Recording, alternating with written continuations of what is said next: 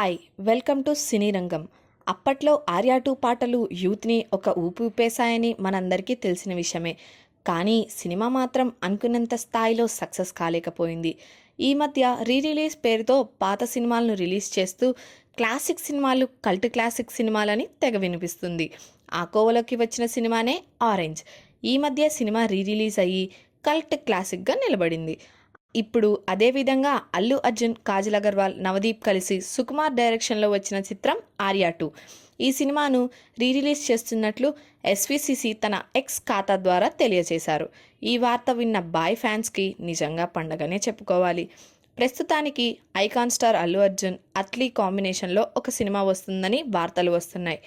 అయితే ఈ సినిమాలో అల్లు అర్జున్ తొలిసారి డ్యూయల్ రోల్ చేయబోతున్నట్లు సమాచారం.